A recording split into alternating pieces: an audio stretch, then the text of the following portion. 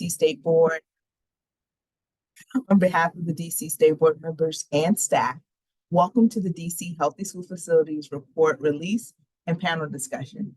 Before we begin, I want to take an opportunity to thank the members of the DC Healthy School Facility Network community.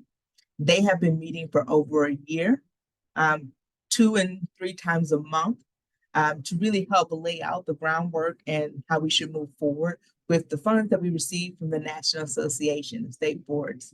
And so I just want to thank you all for your service over the last year and a half. It has truly, truly helped us bring this project across the finish line. But I also want to take this time to recognize a former team member, Mr. Alexander Zhu, who is now at OSSE, who applied for the grant on behalf of the State Board and really worked hard to set up this work and the committee that has been working over the last year and a half. So thank you, Alex. Thank you for all of your hard work. But before I leave, I want to say a final thank you to our new Deputy Director, Jim Briones, who over the last 7 months has really just jumped right in to lead this work for us and to make sure that we really were very thoughtful about the process and how the State Board and the committee went about looking at the ecosystem of LEAs in our district and what really should be included as a healthy facility, an educationally appropriate facility for our students. So with that, I am more than, again, welcome on behalf of the State Board. And I am grateful at this moment to be able to turn over to the work of you all for the next 45 minutes or so to Ms. Jen Briones. Jen?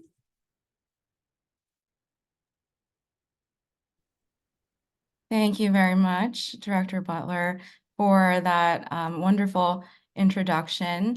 And you may have heard me when we were starting, but President Thompson is working on making her way into the webinar with us. But in the meantime, I was planning on providing a high-level summary of the findings and recommendations in the report. So I'm going to go ahead and start with that, share my screen again. And thank you all for pivoting with us. I hope that if you are in DC, that you are warm and cozy in your own home after our first measurable snow in 2 years. And just a housekeeping note as well, if you have any questions as we are going through this part, as well as the panel discussion, you should be able to utilize the Q&A function, and our panel will address those questions at the conclusion. So again, I'm going to go ahead and share the slides. Going to go to full screen. All right. So again, this is going to be a very high level summary of the findings and recommendations, especially because I want to get to our panel discussion.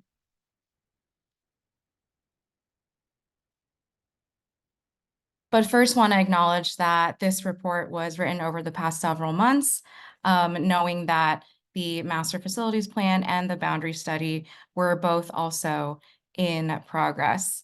And we're thrilled to have Jen Comey from the Deputy Mayor for Education's office on our panel, who can share a lot more about both of those items. We were awarded the grant by NASB to help enhance our capacity as a state to provide healthy school facilities. And so this report really dives into what the current conditions are and how we can do that in DC. The findings you'll see in the report begin with context, including federal standards, DC zoning and building codes, and green building regulations. So some really critical context that's important to put up front before then getting into some of these key findings, which you can see here on this slide. Some of the key findings include that there were inconsistencies in facilities information. For example, facilities information wasn't as readily accessible from the charter sector as it was for DC public schools. And we also found the need for more qualitative and quantitative data on the quality and equity of educational infrastructure across DC. Next, one of the findings was inequities in design, condition, utilization, and maintenance. While DC has made some significant investments in the modernization of our school facilities, there are still some variances, especially when it comes to the operations and the maintenance of the facilities. And additionally, just the availability and cost for funding for capital improvements varies by local education agency as well. Finally, limited district-wide standards. So when you all look at the report, you will see a very comprehensive findings matrix that includes major legislation, sections of DC code that apply to school facilities. And this also highlights which of these are citywide across all of DC and which apply to maybe only one or two segments of the schools in DC. So definitely point your attention to that. And then I'm going to go ahead and dive into a high-level overview of the recommendations. In the report, you'll see that they are numbered, but I think our panelists would agree that it's not in order of priority. I think these are all weighed equally. So starting with creating a framework for sharing information, we found that there was a need for a clear picture of existing conditions and future facility needs. For example, improve consistency of data across local education agencies. So we found a need for more consistent reporting requirements for existing conditions at schools, as well as more information about charter school planning data. Next, adopt minimum standards.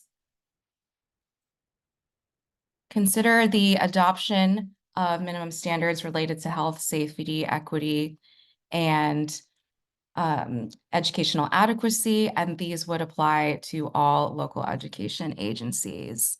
Sorry, I'll try to make these as full screen as possible. The next two kind of go hand in hand, so provide technical support to local education agencies, as well as create guide documents. And finally, strengthen state-level planning effectiveness. So evaluate the current implementation and governance structure for school facilities reporting and oversight. And we recommend evaluating these and considering any improvements. I think for this one, it's about recognizing DC's unique education governance infrastructure and how we can really use this to our advantage and leverage this to make positive change. So with that, I will stop my share screen for now.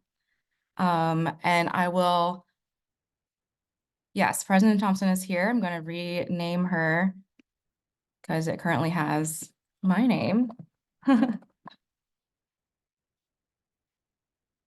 Perfect. And from here, we're going to segue into our panel discussion again so that they all can dive into these recommendations. And I want to thank all of you. I will start by introducing Ebony Rose Thompson, our moderator. She is the president of the DC State Board of Education and our Ward 7 representative as well. We also have Jen Comey, the Director of Planning and Analysis at the Office of the Deputy Mayor for Education that I mentioned previously. Selena Pierrotet, Associate Director of Student Wellness at NASB, and Mary Filardo, the Executive Director of the 21st Century School Fund. And I will check in with our final panelist, but for now, I will turn it over to you, President Thompson. All right. Good afternoon, everyone. Thank you for joining us on this snowy day. My name is Ebony Rose Thompson. I represent Ward 7 on the State Board of Education, and I'm really excited to be able to have this discussion, both with the panelists and to get their feedback and thoughts on this report. One of the reasons the board went after this grant from NASB in the first place was because we recognized there was a lot of opportunity for us as a city to talk about what is it that we would like to see for all kids across all buildings in the District of Columbia. And this panel should not disappoint in elevating those opportunities. So not to belabor further, I am happy to start to jump in to the questions. So first, and this, I believe every question is to all panelists. I'd love for you all to talk about why it's important for DC to have healthy school facilities. And if there are any issues, any other issues that are affected by school facilities. And so I know we initially planned for this to be in person and we went virtual. So I'm happy to kind of call on people as I see them from right to left, so we can do a bit of traffic control. I don't think that was something we discussed beforehand. So the person to my immediate right is actually Selena. So if you'd like to start with why it's important for us to have healthy school facilities, and if there are other issues that tie into that. Absolutely. President Thompson, thank you for moderating today's conversation and inviting NASB to this conversation. Just a little bit of level setting on what NASB is. NASB stands for the National Association of State Boards of Education. We are a membership association that represents state boards. DC is one of our members we love to work with. And so from time to time, we offer networks to our members to dig into a topic and develop action plans and goals to address an issue more in depth. And so back in October 2022, summer 2022, we started the Healthy School Facility Network, which sort of led to this report. DC jumped at the opportunity and engaged in professional development. We gave them a small stipend to convene stakeholders and really take action towards looking at creating healthy school facilities in the district.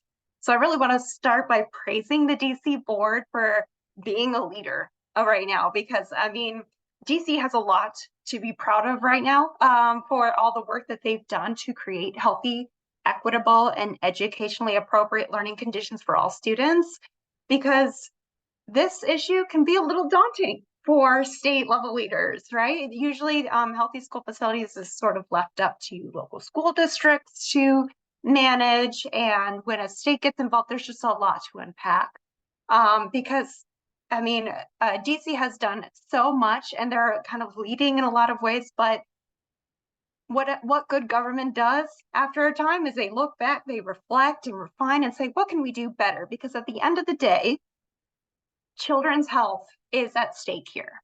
And that is what needs to be centered all the time when we're talking about school facilities. The children's well-being and academic success are tied to the quality of the school building. There's over 30 years of research about the impacts of indoor environmental quality in schools and the effects of school building quality on students' test scores, grade, cognitive function, and attention. There are also other issues that school facilities can bring to light. For example, chronic absenteeism right now is sort of related to this topic because we're seeing a bunch of data out there about pointing to this crisis, chronic absenteeism. And interestingly enough, childhood asthma, which can be exacerbated by mold or harsh cleaning chemicals in the school environment, is tied to 1/3 of all days of missed instruction. So there's a tie-in to chronic absenteeism. There's also a tie-in to teachers' health and retention.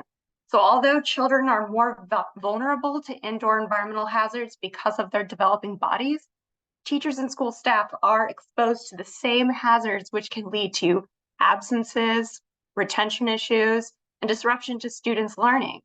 And I can go on, but I think what I'm going to do is quote one of the other participating state boards of education, which is Indiana. One of their board members said it best. We can spend millions of dollars on interventions for reading and math, but if the learning environment is not optimal, we will never see the full impact of those interventions. Thanks, Selena. Next, based on my screen, is actually Mary Filardo. Thanks, Ebony. I'm I'm Mary Filardo, and I'm at the 21st Century School Fund, and started out in this work a long time ago when my kids were in the public schools in the old days. And I now have grandchildren in the DC public schools, and they all attend schools that have been modernized. My own children never did. So have a lot of history here. One other thing that we've been able to do at the 21st Century School Fund is we've always looked to other cities and other states to learn whatever we could. And we are now actually part of a consortium that's setting up a national center on school infrastructure that's funded by the U.S. Department of Education. So we'll be really pleased to continue working with NASB and DC on its practices as we work through that, setting up that national center, which will be based at UC Berkeley, but with the Technical Assistance Center out of 21st Century School Fund here in DC. But I mean, I think Selena said it great in terms of there's so much related to the school building and the conditions that the teachers and staff and the kids are in. And I think that what we really want to be looking at with this report is, again, what we can be doing more of, and do we really fully understand kind of what conditions we have across all the sectors. There's so many schools, and there's so much change both in standards and in what our understanding is around health and safety conditions that we think that we need to do a better job really in understanding that across sectors and even across schools within DCPS. So the other thing, of course, that it affects is the decisions about school facilities and the standards for them. They affect our neighborhoods, right? They affect, the travel times and distances that kids, are faced with. They affect whether or not parents can actually get to PTA meetings or not if they're having to travel across town and really can't reach, those in any way easily. So it affects the social capital of our city, kind of where we locate them and how we make decisions about them. So I think that, understanding sort of how important a social infrastructure our public schools are to our neighborhoods is a really important thing that we need to be paying attention to. So I'm going to stop there because it would be nice to hear from Jen and others. Thanks, Mary. Jen? Thanks, President Thompson. Thanks all tonight. I appreciate being on this panel with you all. My name is Jen Comey. I'm the Director of Planning and Analysis at the Office of the Deputy Mayor for Education. And as alluded to by Jen earlier, the DME is undertaking 3 major studies, 2023, and now wrapping them up in 2024. One is a master facilities plan. The other one is a boundary and student assignment study. And the third is a school funding study. Those are just 3 of other things that we are doing as well, but those are all coordinated with the focus on closing achievement gaps and really supporting our schools, students and families as we go forward, because they're all interconnected, right? This is all steering in the same direction. And so building on what Selena and Mary focused on, which is very important, I want to start with 2 things that are very timely, I think, too, as we think about our facilities, is certainly between the global pandemic and unfortunately where we are with safety and security, that these are also very critical aspects of facilities. So when we think about facilities, it cuts across a lot of things, and DME spends a lot of time not just thinking about our schools, but the spaces that they're in. So looking at with the global pandemic on making sure that we can keep our students and staff and school staff safe, obviously, and healthy, and then of course with making sure that we keep our schools secure in light of situations that have been going on recently. And then I just want to double down on what Mary flagged around our schools function as community anchors. Right. And so thinking about how our buildings can be used to support broader aspects, I think is very, very important, and is something we've been thinking about, not just also in the master facilities plan, but in the boundary and student assignment study, particularly if there are spaces that could be used, right? How can we most efficiently use them and use them to support the broader community, both school community and broader community as well. So I'll stop there, President Thompson. No worries. Thank each of you. And Jen ran through the recommendations at the beginning, which of course you all are familiar with. Talk to me about what cross-agency collaboration should look like to ensure all of our schools are safe, healthy, educationally appropriate, and equitable. If it's okay, I'm actually going to go in reverse order this time. That way nobody's put on the hot seat first every time. And so I'll start with you, Jen. Okay, thank you. Appreciate it. I mean, this is sort of the phrase that we spend a lot of time thinking about as a cross-agency collaboration. It's something, again, the DME thinks is very important. And so thinking about that question, right, sort of, it's important to understand too, and this is alluded to in the report, and obviously in the master facilities plan, we talk about it a lot, but who oversees the facilities, right? And so DCPS is in Department of General Services maintained buildings, right? So all of our DCPS schools are in DGS buildings, and there's maintenance and operations and obviously modernization. So it is under the city's purview. Then there's a number of public charter schools that are leasing from the district as well from DGS. And then there are our public charter LEAs that have schools separate, in either they're privately leasing or they own their facilities. And so there's a lot of collaboration that needs to happen. Obviously, in one aspect, one of our largest collaborators is Department of General Services, or DGS, in the weaving together of both, again, maintenance and operations, thinking about obviously our budgeting, right? So there's sort of budgeting, so sort of thinking about this as listing all the different ways that we think about it, our budgeting and council, focusing, making sure that our dollars in the places where there's the highest priority and need and for equity. And this certainly gets to our pace, which I'm sure we'll talk about later. Thinking about how there could be ways to help further improve to make sure that's an equitably focused on our modernization. And then, of course, it's with our public charter LEAs, right, which are nonprofit organizations that have charters with the Public Charter School Board and are held to the same federal and local accountability as the rest of us. And then thinking, you know, as the district, DCPS schools, and thinking about how the ways that we are best serving our students in the spaces that we have. Perfect. I'm sure Mary would love to build on that. Yes, thank you, Ebony. So, you know, there's not really all that much kumbaya here in terms of some of the cross-agency sharing, I would suggest. And part of that comes from just little things like trying to find the square footages and the capacity and utilization of every school in the District of Columbia. This is not an easy task. And I would say that when the PACE Act was first being developed, I tried to get the council member to include in the PACE Act, there is a requirement to share data, but it's basically voluntary. And I said, well, you know, the District of Columbia gives about $3,400 a student to every LEA for their facilities allowance.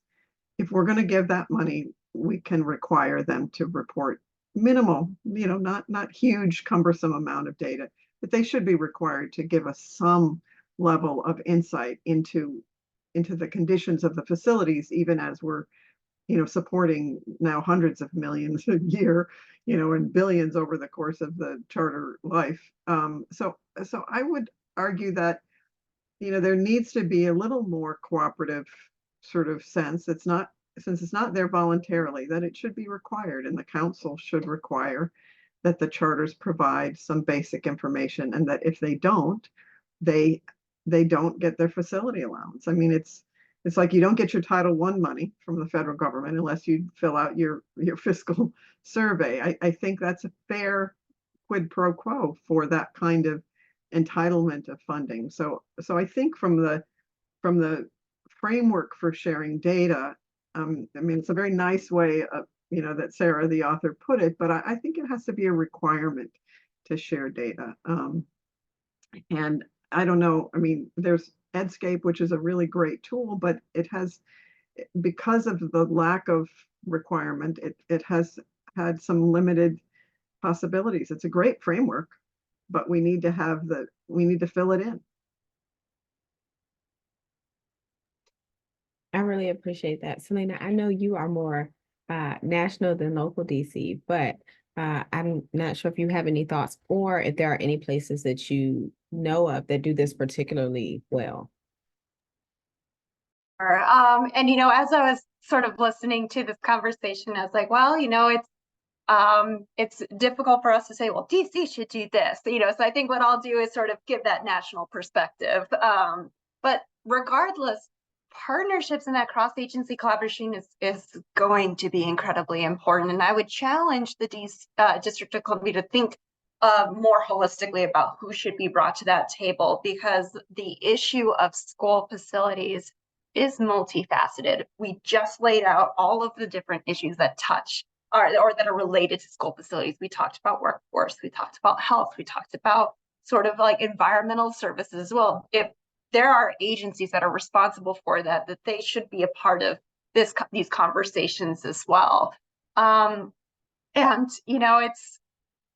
I just recall during so many of our conversations, one of the things that NASB did was provided rapid response technical assistance. That was what states received as a part of participating in this network. And I remember talking with the DC team, they would ask me, hey, could you maybe see what other states are doing on XYZ? And whenever we'd come back to the conversation, it was always, well, the DC governance system looks different than these states. So I think that is, a challenge, but maybe also a silver lining, because then it sort of prompts the agencies to turn inward and say, how can we all be rowing in the same direction, right? Like, how can we work together to build strategic plans and goals towards creating healthy, safe, and educationally appropriate school facilities? I think some other states are, I should start by saying it's not like any state has really a great or perfect plan when it comes to coordination and outreach. This is a challenging subject. There are a lot of agencies that touch on this, so getting cross-agency coordination to work to streamline it's challenging. However, that doesn't mean that there aren't some bright spots.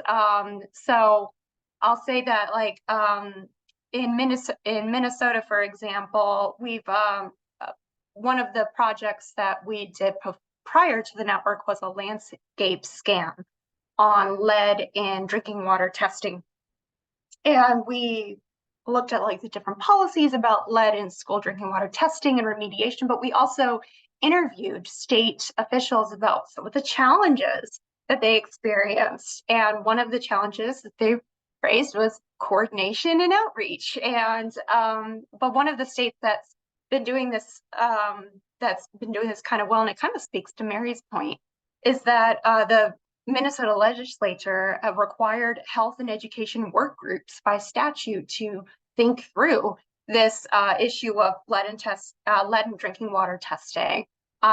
There's also a level of awareness raising with the public. So hosting virtual and in-person presentations, New Hampshire was highlighted in the report as doing that well.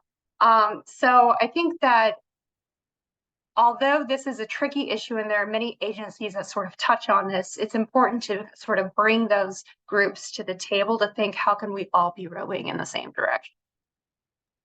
Okay. So sticking with the idea of bringing different groups to the table and what it looks like to row in the same direction, I would love to hear you talk about what resources should be available to ensure parents, teachers, advocates, other community members can share their perspectives on school facilities. Selena, I'm going to come back to you and then we'll work our way through. Sure. So I think that transparency piece is going to be important, making it readily available to members of the community to say, if there is an issue, I reach out to X organization, or I reach out to X person, or here are all the different resources on school facilities that exist in the district. I'll give an example. Vermont has a robust website with fact sheets and sample communications with parents for lead in school drinking water testing. Like this, they have a robust website about who's involved and how to communicate with various stakeholders. And I think also some other sort of like low-hanging fruits that are readily available are these public transportations at like, excuse me, not transportations, public presentations at public board meetings. I'll give another example is Michigan. So Michigan, just to give a little historical context, they've just historically not been as involved in managing school facilities as, say, some other states. Michigan has sort of said this is a local control issue, we're not going to get involved, but recently there have been some efforts to be more involved. And at its December board meeting, the Michigan Board of Education invited different agencies that are doing work in this space. So they invited the Health and Human Services to present on their asthma prevention work. They invited the Department of Education to give an update, which was a huge update, about how the department is getting ready to do a survey analysis of every single school in the state to evaluate the quality of those school buildings. So although it might seem like a kind of a puff piece, like, oh, these presentations, are before the board and, it's just presentations. It's not just presentations. There's an element to it of that's just updating the public and letting them know these are the things that your government is doing with your tax money, and here are the agencies that are doing that work. So there is a piece to it that is very helpful with just those sort of low-hanging fruits that should be considered going forward. Mary, I'd love for you to share your thoughts as someone who would fit into a couple of those different buckets. Yeah, I mean, it's hard. I mean, for the public to be engaged, they have to feel like there's going to be an outcome that responds to their efforts. And quite honestly, it's difficult now in that there's not a standing board for DCPS. And so there's not sort of an ongoing place where you can, provide your testimony on a regular basis. In the old days, we would all complain about the school facilities in the 80s and 90s at school board meetings. And then we also went to the council and complained because they had to fund the schools, right? So, that's the old days of Parents United. But so I think that having other kind of places, and I know that they're working in trying to put in right now in DC, trying to put in things with DGS, certain inspections, certain reporting, certain dashboards in order for parents to understand more. And I would just sort of back up for a second in that, and this is what we see, locally as well as nationally. It's really, when I started out in the school facilities work, I thought, well, teaching kids how to read and do math, that's really hard. Facilities, that should be easy, right? We're just going to go in and fix the buildings.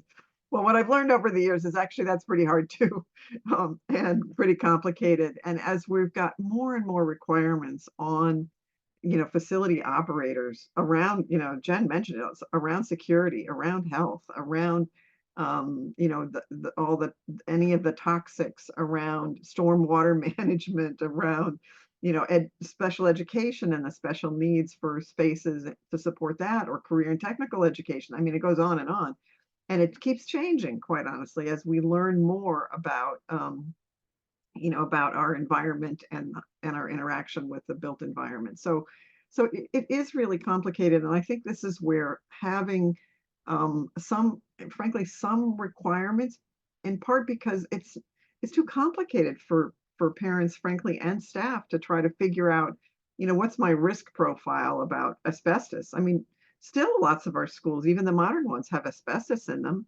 So, but how do I understand that? So I think that having some state level responsibilities, some, whether at the DME or the State Board of Education or OSSE, I think there has to be some help for communities and for staff at the LEAs, particularly the small LEAs, where there isn't capacity within the staff to, provide much information or data, that there ought to be some state level roles and responsibilities that help parents understand what what's happening with their school buildings and make that a part of their, frankly, a part of even their choices about where they want to send their kids to school. Thanks, Mary. Jen, I know we both know I'm coming to you. I know Mary's mentioned like Edscapes and a couple other tools with data. So I'm sure you have thoughts on both like the what DME is doing and what other things can be done Mm-hmm. or engage people around us. Yeah, I think it's a good conversation. So DME has spent a lot of time uh, over the years in trying to make sure that that information is transparent and accessible. And so Mary named Edscape. There's a chapter specifically on facilities, right? And so in the master multi-year facility planning legislation, I'm not quite sure what it's called, something like that, right? There is sort of specifications on what is both done in these decennial reports, big master facilities plans, as well as the annual supplements.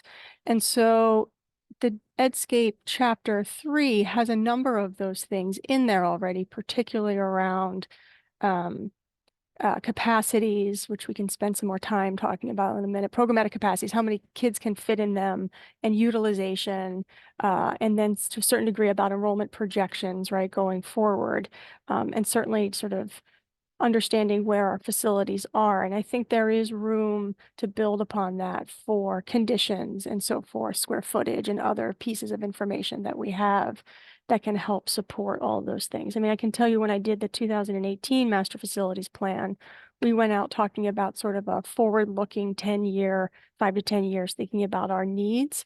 And families were like, that's fine. The toilet on the 3rd floor in the back corner is leaking. It needs to be fixed. And so maintenance is obviously critical in the day-to-day experiences of students and school staff.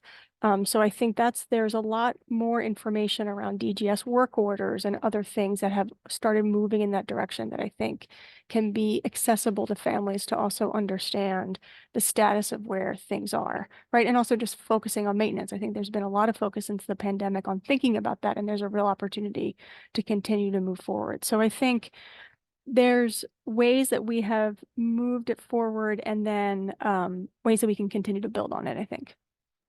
I really appreciate that. I want to note that we have 2 more questions for the panel. Well, I have 2 more questions for the panel. And I see a couple of questions in the Q&A. If you have questions, please put them in the Q&A because those are the questions I'm coming to immediately after. So quick housekeeping note. My next question is, of the 6 recommendations included in this report, is there one, maybe 2, that you are like, I think this is really important and I want to make sure it's lifted up in this discussion? Mary, I'm going to come to you first because I don't think I've come to you first yet. So I would just say you have to start with the data. I think that I actually think it's going to be a while before we get to minimum standards that are shared across the sectors. Although I think that's important to begin the conversation on, and I think that it's in part a public conversation with the parents and staff, kind of what they're looking for in the school facilities. But I think that the sharing of information and having really appropriate information for parents and communities to understand kind of what's happening with the school facilities. For example, I think being able to actually track what happens with the facility allowance. Right now it's fungible. It can be used for anything. So whether or not it's actually used for the facilities or how is, I think, important. But then, information on work orders or other kinds of things, not only in the DCPS schools, but in the other charter schools. I think, so I would start with the data as my favorite. I love data, but I think it can really tell a story. Okay. I'm not completely surprised by that. Jen, I'm going to come to you next. Thanks. Mary and I have also worked together for a long time, and I'm also a big fan of data. So I also sort of honed in on the first couple recommendations, thinking about this sort of both framework for sharing information and consistency of data across our LEAs, but I wanted to do a few caveats. So I think, again, the framework, I think, is again, the facilities are a piece of the puzzle. And so to understand how this interconnects then with our other sort of tools, and ultimately the goal is to improve our life outcomes for our students, right? We want to close the opportunity gap. We want to make sure that they are well set up for, really succeeding as adults. And so I think there's both a framework for sharing information and understanding how they interact, right? So I think there's been an opportunity over this last year to both do the master facilities plan and the boundary study. I don't know if I would necessarily do them exactly at the same time moving forward, but certainly close together and staggered, I think is a good idea. So anyhow, I think there is those opportunities for that. And I think there's ways to improve consistency of data. And I wanted to flag in a way the way we are approaching the programmatic capacities, which is again a categorization of all the spaces in school buildings, and then which ones we would expect students to be in there. Are they meeting sort of a specification or a standard, right? At least in size, if nothing else. And then how many kids would we expect to be educated in those spaces? We have, through the master facilities plan, created a methodology that is standardized across the DCPS schools.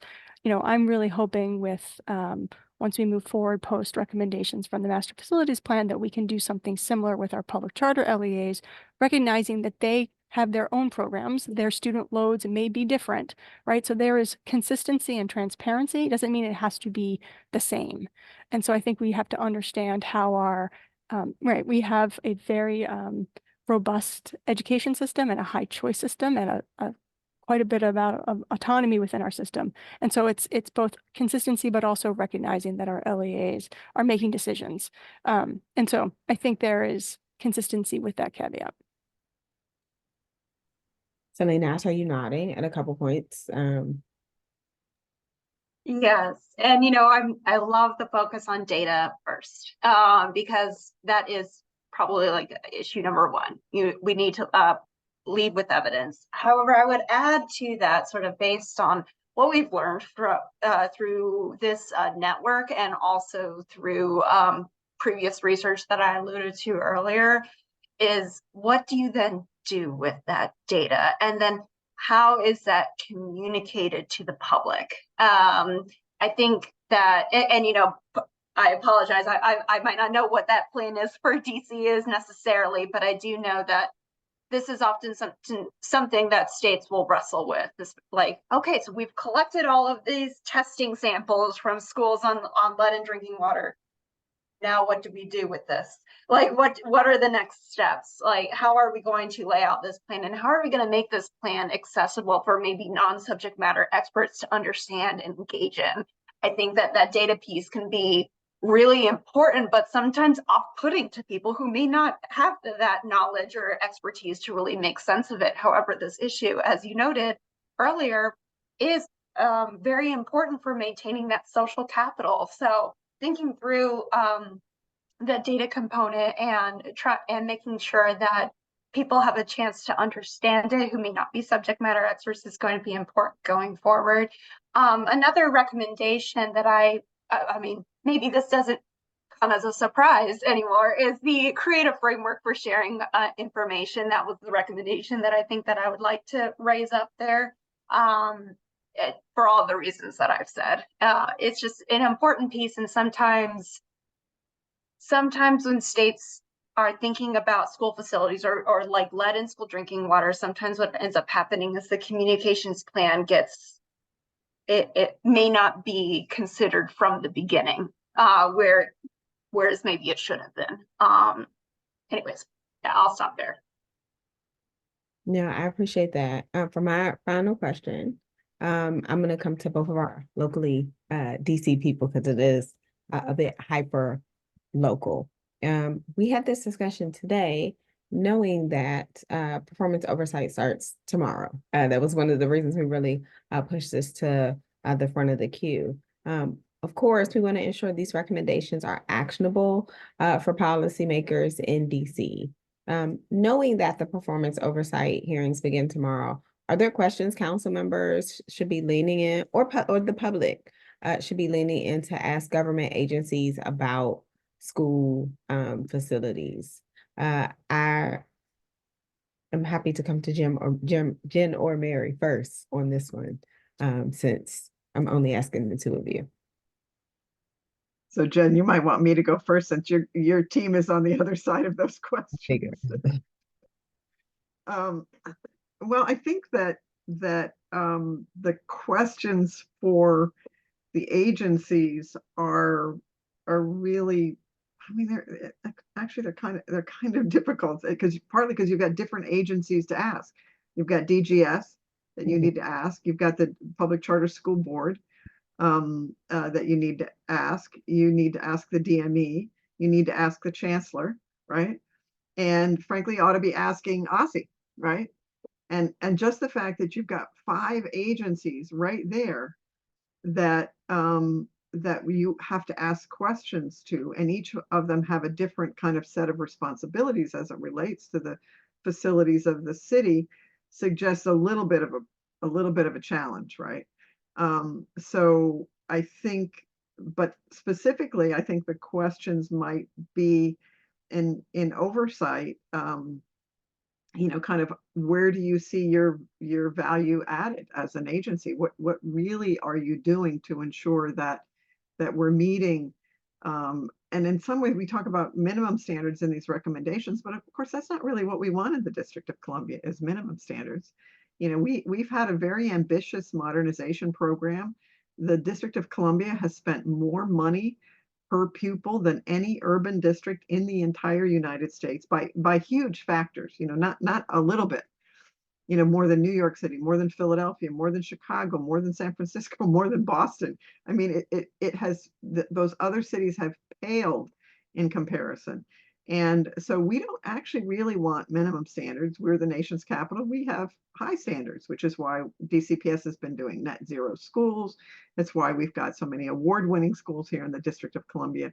It's why even the charters have by far the most funding on a per student basis for charter facilities than anywhere in the nation by, again, many factors, right? There's no state that provides the level of funding for charter facilities that Washington, D.C. does. So to some extent, what I worry about is that we've been extremely generous. We're not maintaining what we've done well enough by any stretch of the imagination, and we haven't equitably implemented it. So, maybe the question, Ebony, has to do with how you maintain it and how you really finally deliver on that equity, which just still isn't there. It's still not there, frankly, in the planning for the boundaries as it relates towards 5, 7, and 8. So I think there are some tough questions that need to be asked. And I can email them to you if you want me the specifics of them, but I think in general that it's around the equity and around the sustainability of what we've been doing.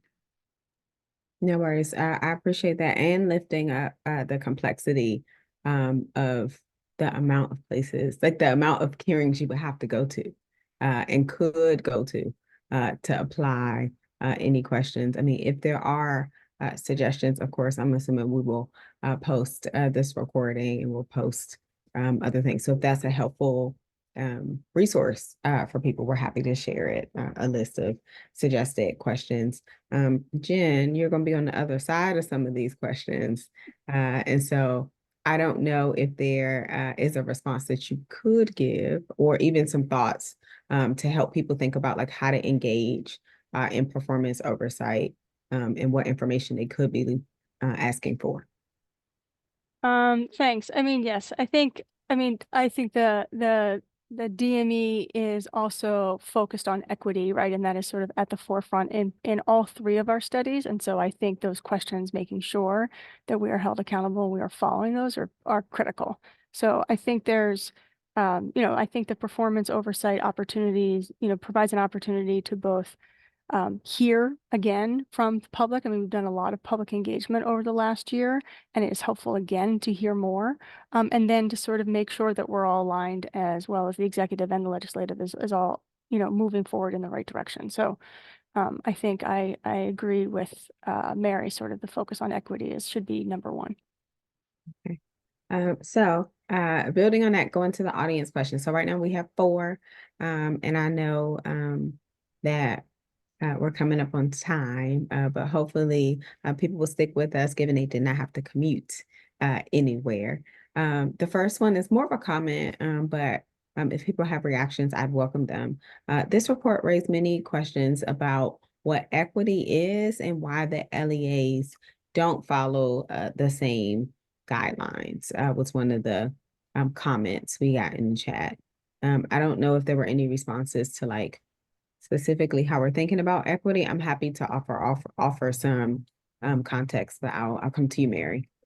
No, I just wanted to say briefly, that's partly why data is so important, is because that transparency helps us all understand where we find inequities and what we need to focus on and where we need to set priorities. So that's when it's not just that I love data, it's that data has the power to really help us focus on where the highest needs are and who are the neediest kids that should get priority over others.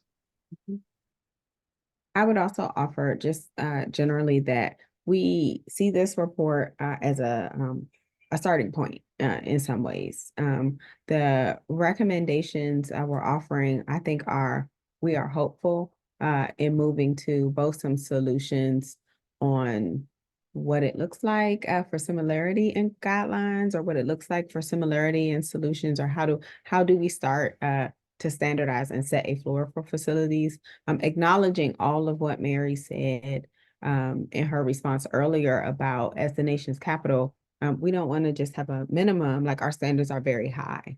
But we should also be conscious of like, what is it that we're guaranteeing to all kids, and what steps do we need to take for, as we have defined equity in this report, is like, again, healthy, safe, and educationally appropriate. Educationally appropriate meaning I might not want to have you in a dance studio doing when you should be in a chem lab, right? Like for those types of things, educationally appropriate school facilities. I'm going to lift up the second question in the chat, which I think is a good one. Is the University of the District of Columbia involved in a discussion on improving school facilities? They are DC's public university and do have a footprint in many areas of the district.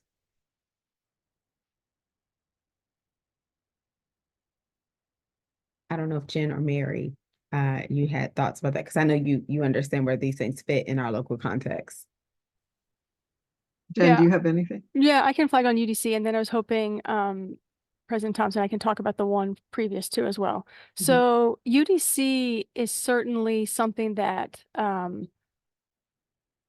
is part of our educational ecosystem. So certainly that's when we think about that. I think the facility perspective, I think, is a good flag. And as a DME spends more time thinking about readiness for college and then succeeding in college and community college and workforce, is something to think about. So I don't have a specific answer on where UDC. So for example, just to be clear, the master facilities plan is looking at pre-K-12 and not UDC, but I imagine many of the, right? So certainly all the standards that are set up about asbestos and all the rest of it, apply to UDC as well. But I think standards for post-secondary, I would assume that's a different, there's different standards in that regard.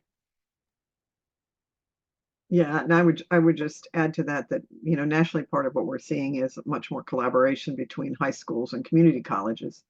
And so UDC has a community college component, and particularly around career and technical education. And so there's a lot of from a programmatic perspective, and then potentially from a space utilization perspective, there's opportunities. And I know UDC was also used for swing space for, I think it was Merch, it might have been Lafayette, but for one of the schools. So it definitely should be a part of the view from a master planning perspective.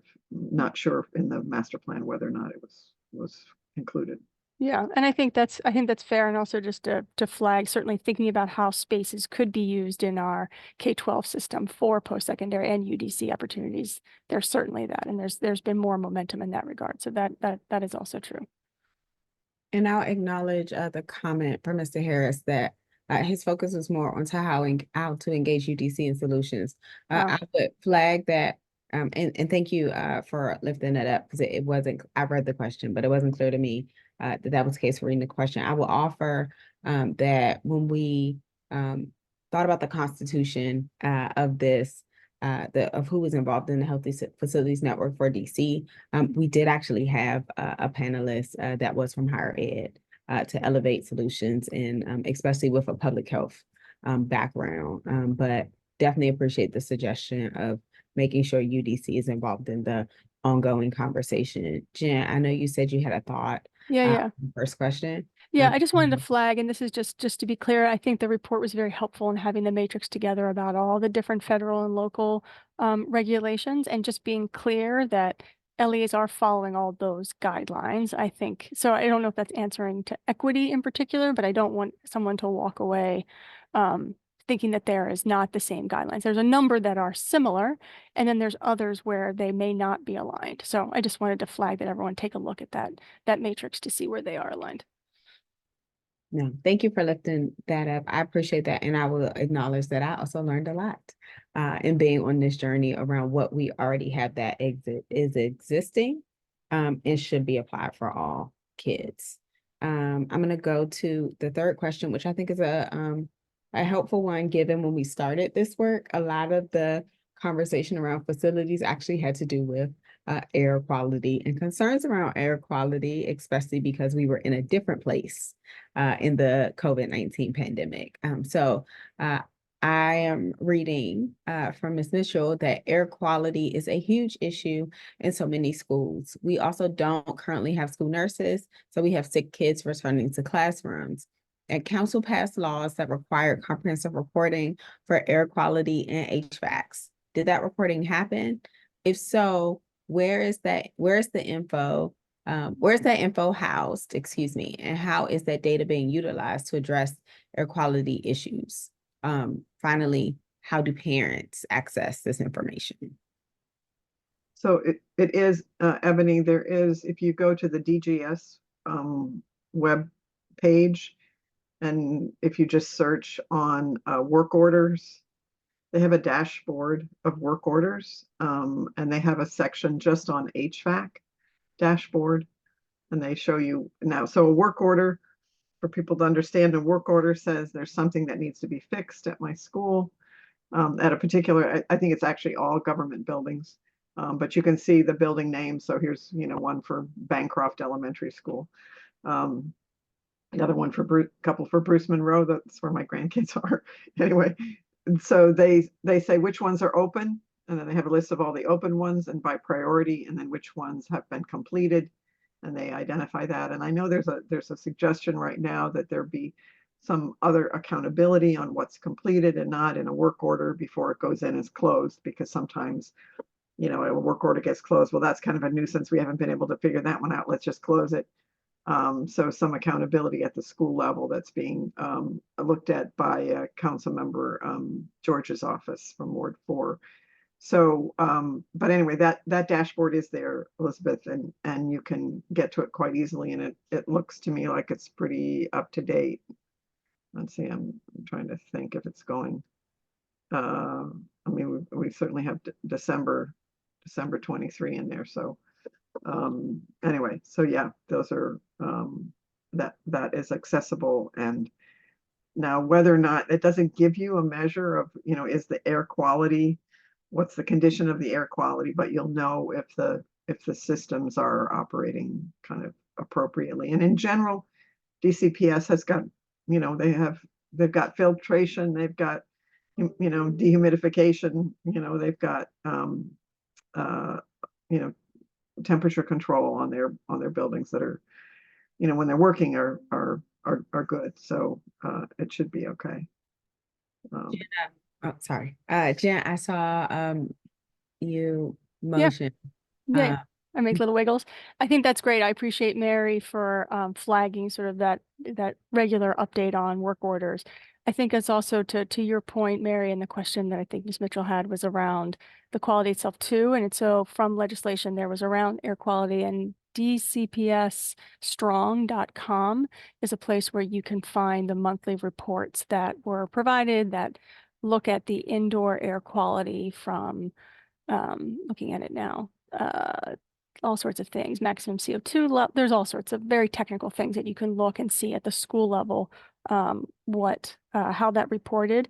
And so that sort of daily and monthly air quality program was during the global pandemic, as you know, we can certainly understand that. And it ended last spring as the funds ran out.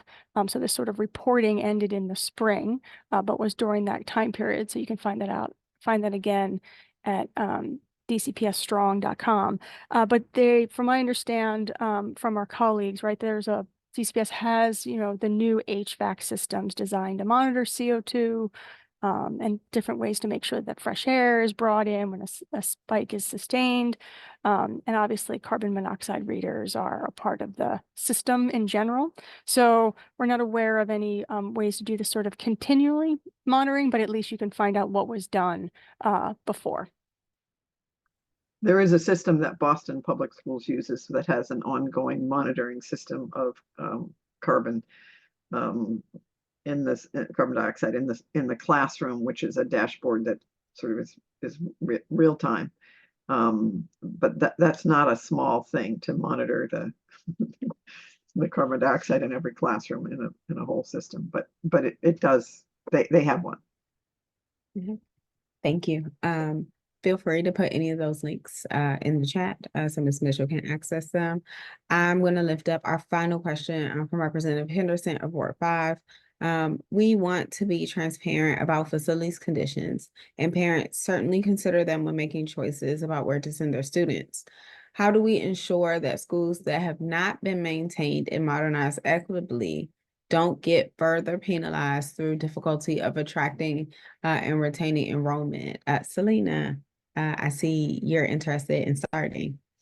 Yeah, and this is something that I sort of got this idea sparked from something that Mary said earlier, but it also just reminded me of a conversation that the board had last February on when there was a panel that the board invited of different experts to come talk about this issue, about school maintenance. Okay, and so that is what I wanted to sort of lift up here. One of the things that we talked about in the network, one of the learning, like professional development offerings, was about how to help schools maintain what they have through preventative maintenance. And I think I love that DC has like a work order tracker. I think that's fantastic because that helps, that data piece helps to identify where those backlogs are. And there's a workforce element here to be talked about as well. Because I remember during that panel that the DC board had last February, Rodney, forgetting his last name, but the foreman from one of the public schools in DC said that that they're having issues hiring and retaining maintenance workers. And he said, especially when it comes to these new HVAC upgrades, and making sure that the workforce that is hired is trained to be able to maintain those new systems. So I think to answer the Robert's question in part is to think about that maintenance side and that workforce side holistically, and make use of that data tracker that DC already has to try to identify where the backlogs are and what's the source of the maintenance work order backlog. Okay. Mary or Jen, I don't know if you have thoughts here. Yeah, I appreciate that. I appreciate the flag for preventative maintenance. I think that is big. I think that's something, maintenance in general is something that to be focused on, and certainly to sort of make sure our assets are, we have spent a lot of money in the right ways on modernizing our schools and make sure they stay maintained. And then I think to Robert's point, we, in the MFP, we are spending time thinking about making sure that we're not creating this cycle of low enrollment creates standards of facilities that aren't doing as well, which then sort of loops back to families not wanting to enroll there, right? So we want to rethink ways to help support our schools, even our lowest enrolled schools. So stay tuned. Yeah, it really is the master plan that needs to address that challenge. Mhm. And Jen, do you want to remind us when we can look out for the master facilities plan? We are working on it. It should be soon. Sorry, I can't give you more specific, but it's coming. Spring 2024. Is that fair to say? Let's say winter. Winter. Oh, Well, this is winter. It's still winter. Yeah. We're still working on it. But it, meaning that we're wrapping it up, like to get it all packaged together. all right. Well, that concludes our questions. I want to thank the panelists, not just for their time today, but all the time they've put in to get us to a place where we have a report, we have recommendations, all of the thoughts, all of the feedback. I know that Jen, in one of her responses, lifted up that there are certain things that we already have. And so just that exercise of categorizing what currently exists, so we know where we're working from, to build a solid foundation is important. And definitely appreciate Mary's call to action around better data. And it would not be possible without Selena and the NASB team making sure that we are a part of their Healthy Schools Network. So I just want to thank again, and I'm going to hand it back to Jen Briones on our team to close us out. Thank you, President Thompson. I mean, you said you closed this out beautifully. So thank you so much again to all of our panelists, all of you for attending and sticking with us. And I just put in the chat the link to the report itself, which is now available on the DC State Board of Education's website. And finally, just want to say that these are, again, just a first step in all of us working together to ensure that school facilities in DC are, as President Thompson was saying, healthy, safe, educationally appropriate, equitable. And the State Board of Education is here for all of you to be a partner in this. So please don't hesitate to reach out to me, Director Butler, President Thompson, any combination of us. And we'd be happy to further this conversation with anyone who is either watching us live or watching a recording later on. So with that, I will close us out. Thank you Thank all you. so much again. Have a wonderful day in the snow. Thank you. Or in your own warm facilities. Exactly. Bye. Bye. Bye-bye. Thank you. Thank you.